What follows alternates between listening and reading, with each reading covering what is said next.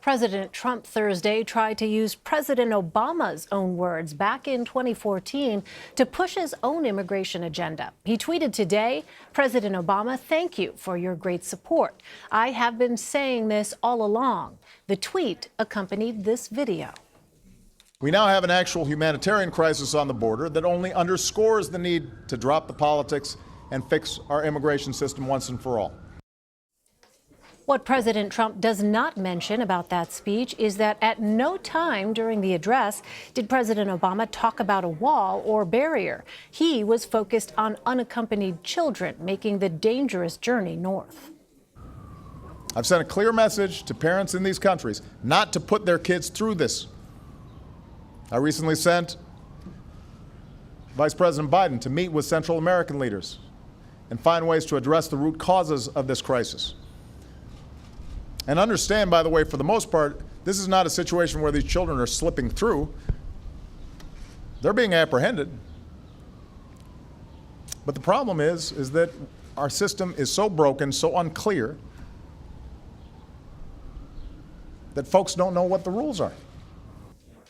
Joining me now is the former White House Communications Director for President Obama, Anita Dunn. Anita, thanks so much for joining us.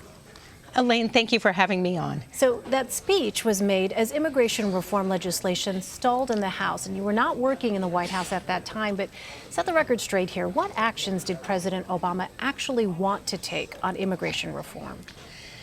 Well, the president felt, first of all, that Congress should pass immigration reform. There was bipartisan support for immigration reform, as there has been for a long time.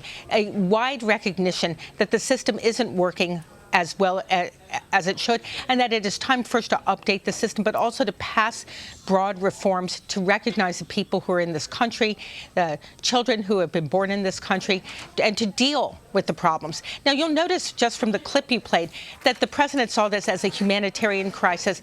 He also saw it as one where we needed to exercise some diplomacy. The one thing he never says is we should build a big, beautiful wall or maybe just steel slats. Well, President Trump in 2018 during the midterms campaigned against the so-called migrant caravan. He then claimed terrorists are crossing the border, and now the White House is talking about this humanitarian crisis. What do you make of how the administration has tried to message its position? Well, I think the administration, the White House has tried to message its position. Unfortunately, the president President Trump messages his own position all the time in different ways. I, like many people, was struck this morning during his press availability to learn that there's another looming caravan, which it seems as though he brings these caravans out whenever he feels he's in political trouble.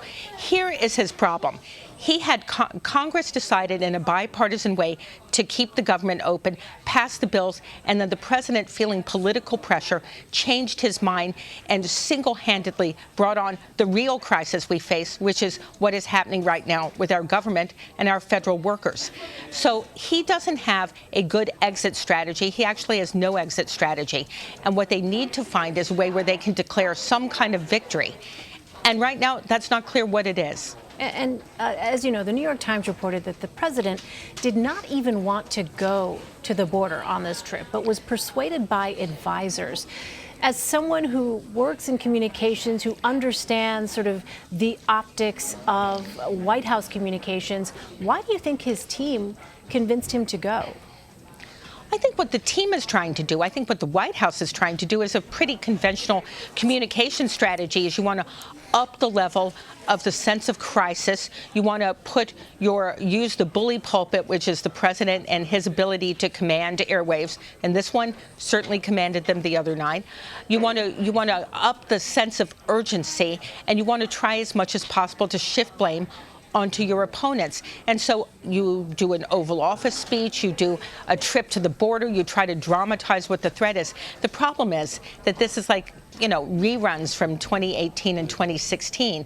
The sense of urgency isn't there because the problem doesn't really exist. So do you think ultimately the president has backed himself into a corner on this shutdown and having this promise to build a wall?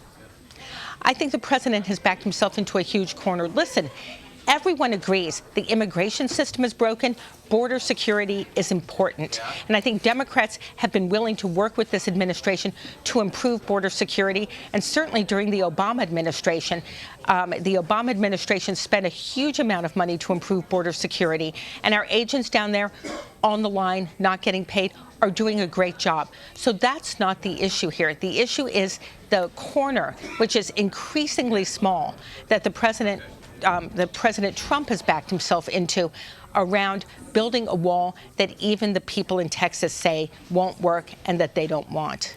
As you know, Anita, the president is considering declaring a national emergency. What are the potential consequences the White House should consider when taking that action? Well, I'm not a lawyer, but I think lawyers would argue that everything that he has said up to this time about the wall will argue against his legal case if he declares a sense of a national emergency and it goes to court, is that he's made it very clear that this is a political battle, and now suddenly they're using the word crisis in every other sentence that they utter, but that simply starting to say crisis in the last 24 hours doesn't mean there is a genuine crisis. So I think there's a legal issue, and then the second issue is, does he want to set this precedent? Does he want to set this precedent for future presidents where I don't get my way, I'm declaring a national emergency? I think there are many people in both parties who view this with alarm, and rightly so. Well, Speaker Pelosi said she thought the White House meeting the president walked out of on Wednesday was a setup. And you're quoted in Politico as saying this about the shutdown, quote, "It will end with Trump declaring victory regardless of the actual outcome." So, Anita, where does that leave Democrats moving forward? Well, I think Democrats are going to continue to fight for border security, to get this government reopened, and for their values, which are, let's actually deal with the problem that we have down there, as opposed to trying to fulfill a campaign promise that was reportedly a mnemonic device for Trump back in 2016. Trump's MO is very simple. He's going to tell his followers that he won no matter what, which is what I was saying. But I think for the Democrats, they're going to have to work with Republicans in Congress to get the government reopened. And frankly, that's what they all voted for in December. And there's no reason at the end of the day the Republicans shouldn't vote to reopen the government and keep the border security argument going, but negotiate it while the government is working. So right now, Democratic leaders are standing firm on their stance against the wall. But I wonder, we're starting to see some protests taking place to end this shutdown. When do you think Democrats need to actually start being concerned that the public will turn against them? I think the White House should be far more concerned because the public is already against them. This is seen as a very arbitrary thing that is all about a campaign pledge that President Trump made in 2016 and that he reiterated in 2018. So I think that the Democrats want to get the government reopened for the right reasons, and they want to negotiate and bring Republicans into this process for the right reasons. I think the pressure only continues to build on the president, who, when he ran in 2016, talked about his ability to make deals, his ability to negotiate, his ability to get things done in Washington. This is now time for him to prove that he actually is that person. And finally, Anita, just one more quick question for you.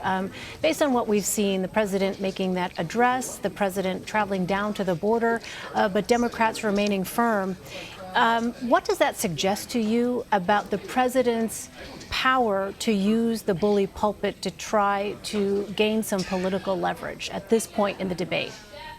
Well, the president is, the value of the White House and the presidency is the ability to use the bully pulpit. The question is who's listening and who's getting persuaded. The fact that he is using it to talk to primarily his supporters, Sean Hannity tonight at 9 o'clock, for example.